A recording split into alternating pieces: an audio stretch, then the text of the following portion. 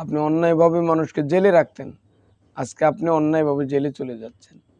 আপনি মানুষকে দেশ ত্যাগ করতে বাধ্য করতেন, আজকে আপনি দেশ ত্যাগ করতে বাধ্য হয়ে যাচ্ছেন। যে আল্লাহ তাআলাকে ভালোবাসতে চাইলে, আল্লাহ তাআলার ভালোবাসা পেতে চাইলে, আল্লাহ তাআলা প্রেমী আপনি হতে চাইলে আপনাকে কি করতে হবে? রাসূলুল্লাহ সাল্লাল্লাহু আলাইহি ওয়াসাল্লামের ইত্তিবা, অনুসরণ করতে হবে।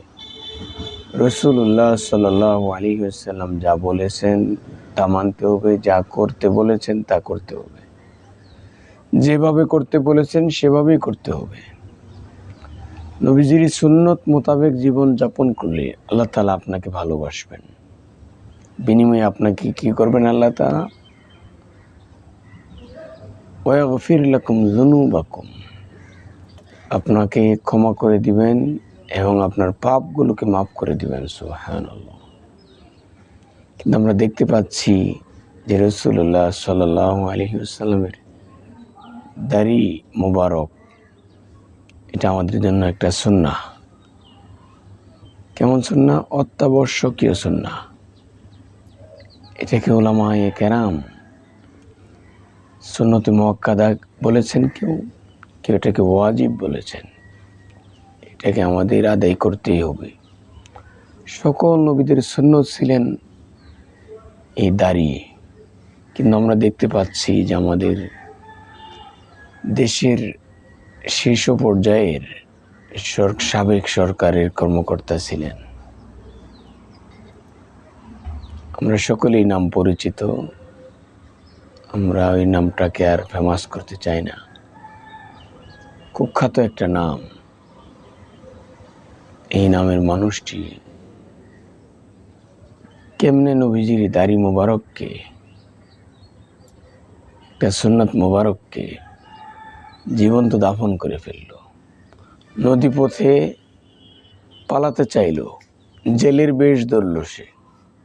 এই দেশীয় শাস্তি থেকে রক্ষা পাওয়ার জন্য কি পরিমাণ অন্যায় করেছে এই দেশের সাথে, কি পরিমাণ দেশের লোকের সাথে সে অন্যায় করেছে, যার কারণে দেশের শাস্তিটাকে ভোগ করার মতো তার কলিজাটা নেই, বুকের পাটা নেই। সে কী করলো? সদরঘাট দিয়ে নদীপথে জেলের বেশ ধরে পালাতে চাইল, দাড়িকে কেটে একেবারে ক্লিন শেভ হয়ে সে একটা জেলের বেশ ধরে পালাতে চাইল। কিন্তু আপনি বলেন, আপনি একজন মুসলিম হিসেবে এটা কি করা যায়? আপনি অন্যায় যদি করে থাকেন, অন্যায়ের বাংলাদেশের আইন আছে, আদালত আছে, কোর্ট কাচারি আছে, আপনি আইন অনুযায়ী আপনার সাজা হলেও হতে পারে, মাপ পেলেও পেতে পারেন। কিন্তু এই জন্য তো আপনি ইসলামকে খাটো করতে পারেন না। ইসলাম যেটাকে আপনি ধারণ করেছেন এটাকে তো আপনি অবহেলা করতে পারেন না। আপনার যা মনে চায় তাই আপনি দাড়িকে নিয়ে করতে পারেন না, নবীজির সুন্নত মুবারককে নিয়ে আপনি এটা করতে পারেন না। ইসলামকে নিয়ে এগুলো যায় না, ইসলামকে খেল তামাশার বস্তু বানানো যায় না, এটাকে ছোট করতে আপনি পারেন না, এটা জঘন্যতম অন্যায়।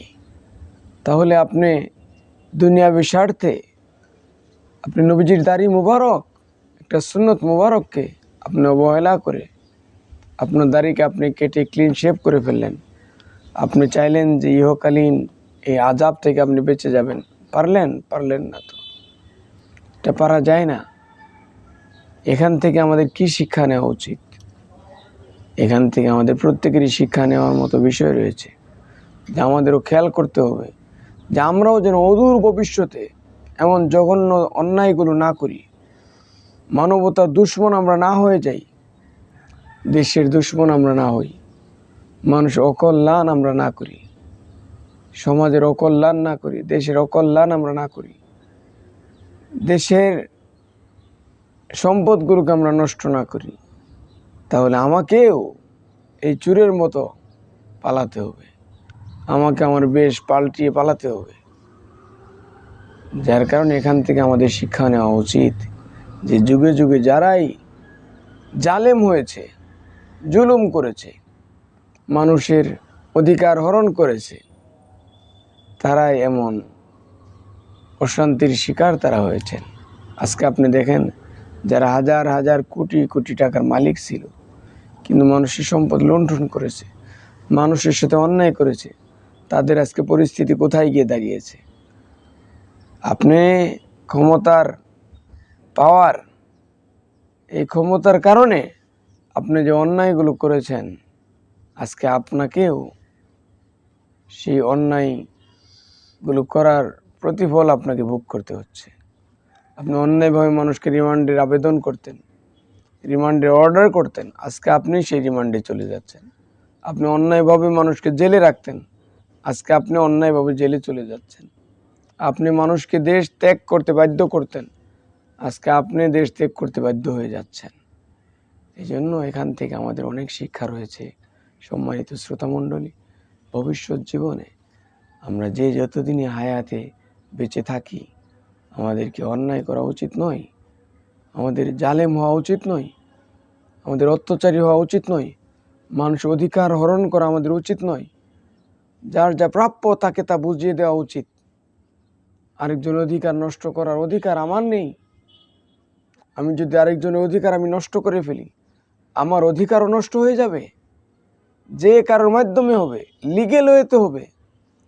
আমি যদি ইললিগেল ওয়েতে, অন্যায় পথে কারোর অধিকার আমি নষ্ট করি, আমার অধিকার ন্যায়সঙ্গত পথেই আমার অধিকার লঙ্ঘন করা হবে। এই জন্য সম্মানিত শ্রোতামণ্ডলী, আমাদের এখান থেকে অনেক মেসেজ নেওয়ার রয়েছে, অনেক বার্তা আমাদের জন্য রয়েছে, অনেক হুঁশিয়ারি সাবধান বাণী আমাদের জন্য রয়েছে।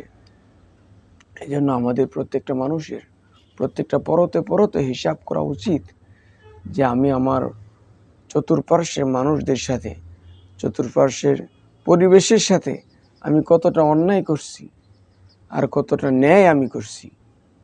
আমি যদি অন্যায় করে থাকি, আজকে থেকে আমি ক্লোজ হয়ে যাব, আজকে থেকে আমার অন্যায়গুলোকে বন্ধ করে দিব, স্টপ করে দিব, যে আমি আর অন্যায় করতে চাই না। নাহলে আপনাকে অন্যায়ের শিকার আপনাকে হতে হবে। এটা আমাদের জন্য জ্বলন্ত একটা প্রমাণ, জ্বলন্ত দৃষ্টান্ত।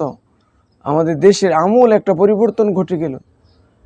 আপনি 2024-এ বিগত 100 বছরে যা না হয়েছে, 2024-এ তার চেয়ে বড় একটা শিক্ষা আমাদের জন্য জ্বলন্ত একটা শিক্ষা রয়ে গেল। এই জন্য আমরা এই মানুষদেরকে ঘৃণা না করে, তাদের কর্মগুলোকে, তাদের কাজগুলোকে আমরা ঘৃণা করে আমাদের জীবনে যেন এই ধরনের ঘৃণিত অন্যায়গুলো আমরা না করি। এই জন্য আমাদেরকে সজাগ সচেতন থেকে আমাদের জীবনকে অতিবাহিত করতে হবে। আল্লাহ তাআলার হুকুম, নবীজির সুন্নত মোতাবেক জীবন যাপন করে এই দেশের মানুষ, সমাজের মানুষ, আমাদের পরিবেশ, আমাদের পরিস্থিতি, সকল কিছুকে সুন্দরভাবে মোকাবেলা করে আগলিয়ে রেখে আমাদের দেশকে সামনের দিকে এগিয়ে নিয়ে যেতে হবে।